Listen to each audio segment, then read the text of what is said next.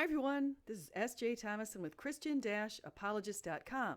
Today I'm going to talk about some supposed Bible contradictions, and I'm going to focus on the birth narratives of Jesus. To some, the Gospels according to Matthew and Luke contain what seem like contradictory accounts of Jesus' birth. But like all so-called biblical contradictions, the accounts are easily reconciled. In fact, it is an undesigned coincidence that the two accounts so perfectly marry. Luke 2:1 says, "In those days Caesar Augustus issued a decree that a census should be taken of the entire Roman world.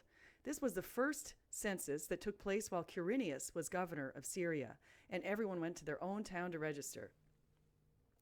Matthew 2:1 says, "After Jesus was born in Bethlehem, in Judea, during the time of King Herod, Magi from the east came to Jerusalem and asked, 'Where is the one who has been born King of the Jews? We saw his star when it rose and have come to worship him.'" Some have argued that Luke's census must have been taken in 6 AD because Quirinius was the governor at that time when a census was taken. Yet researchers have also determined that other censuses were taken in the Roman Empire in 8 BC and 2 BC, according to Nolet 2012. Nolet makes a powerful argument, noting that Quirinius was likely the governor in 2 BC and that Herod didn't die in 4 BC, as some have posited.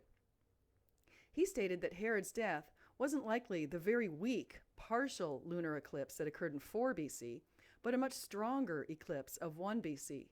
Honer in 1977 pointed out that it is unknown who was the governor of Syria between Varus and Gaius Caesar from 4 BC to 1 BC, opening the possibility for Quirinius. According to Tacitus, Quirinius had numerous roles, so the suggestion that he had enough status in 2 BC to collect census data is not a stretch. According to Goethe, and I quote, "The historian Paul Orosius precisely dates the census of Augustus in the year 752 of Rome in Histories Against the Pagans, or in 2 BC. According to Josephus, Quirinius had now liquidated the estate of Archelaus, and by this time, the registrations of property that took place in the 37th year after Caesar's defeat of Antony, equates to 6 AD, at Actium were complete, and this is in the Jewish Antiquities. The first registration under Herod the Great in 2 BC, as the census of Apamea, was made to number of citizens and is not to be confused with the one implemented in Judea by Quirinius when he came in 6 AD to ensure the liquidation of property of Herod Archelaus after his disgrace, and of which Josephus says it was followed by an evaluation of property. Josephus reported that Herod's death was after a lunar eclipse and before the Passover. There were no eclipses in 3 or 2 BC, but there were eclipses in 4 BC and 1 BC. The 4 BC lunar eclipse took place on March 13th. As Steinman 2009 noted, the minimum number of days to complete all of the events Josephus mentioned that Herod completed between the lunar eclipse and the Passover, though, in Rome, so Herod changed his will so Archelaus would be his successor. In Josephus's accounts of speeches from Herod and Antipater in his book The Jewish War, Herod had yielded up authority to his son Antipater before he died. He said, "To whom I have in a manner yielded up my royal while I am alive, and whom I have openly named for successor to my dominions in my testament." Antipater's response to Herod in the next passage notes that he was a king already. He said, "And indeed, what was there that could possibly provoke me against thee? Could the hope of being king do it? I was a king already." In other words, and consistent with what Steinman has noted in 2009, Herod's son Antipater was a co-regent with Herod. It is therefore likely when Herod changed his will so Archelaus became co-regent as well. Steinman stated, "The consensus about the reign of Herod, that it is built around Schur's interpretation of Josephus, is fraught with difficulties. It fails to fit any of the verifiable chronological data external to Josephus and must resort to unlikely readings of Josephus's chronological data and dismissal of other data as mistaken. A re-examination of the data demonstrates that Herod actually reigned from 39 BC to his death in early 1 BC. The only readjustment required by this revised chronology is that Josephus made mistakes in Antiquities 14:389 and 487 when reporting the consular and Olympian dating of the beginning of Herod's reign. In the case of Antiquities 14:384, even the defenders of the sure consensus concede that there is a mistake in at least the Olympian date given by Josephus. Apparently, Josephus calculated these dates 1 year too early and then assigned them to the wrong consular years.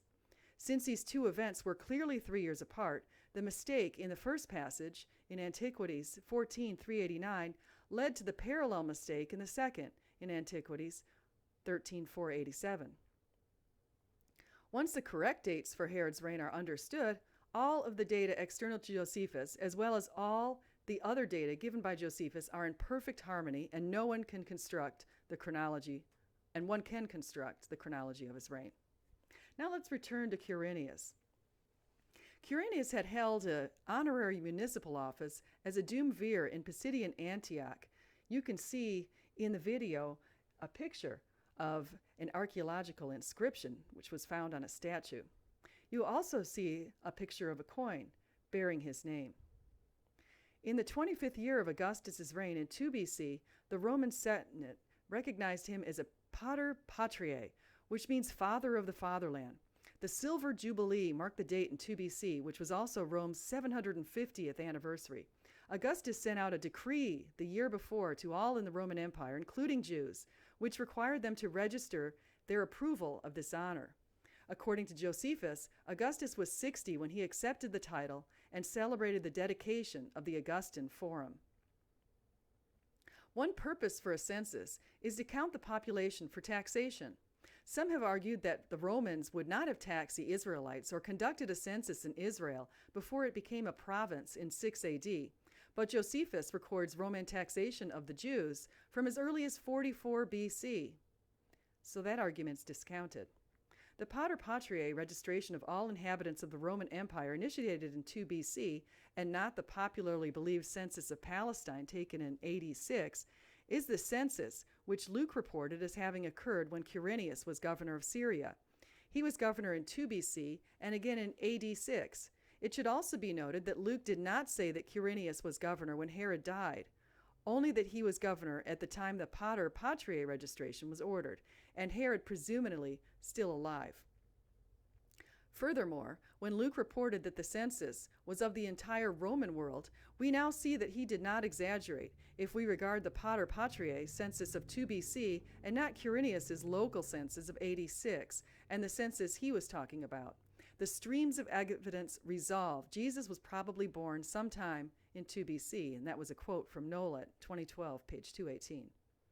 In summary, it is likely the census Luke described was the first census taken by Quirinius in 2 BC, the second census he took in 6 AD, as recorded by Josephus and in Acts 5:37. Furthermore, it is more likely that Herod the Great died in 1 BC, not 4 BC, as others have argued. Researchers have also estimated that Jesus was born between 3 and 1 BC, which would put him in his early 30s when he began his ministry. This dating is consistent with the age Luke gave him in his orderly account. In conclusion, we have no conflicts in the birth narratives. Once again, the Bible wins. Thank you so much for your time. Please like, subscribe, come again, and until I return, have a great time.